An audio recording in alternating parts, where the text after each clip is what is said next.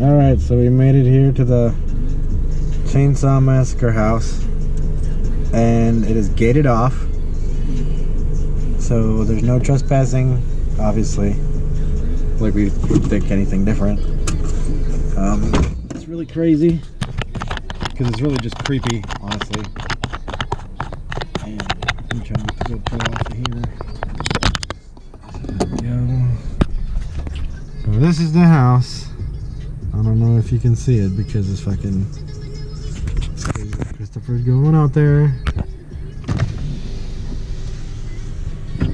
What do you see? Say, what do you see? Can you read anything? It's eerie.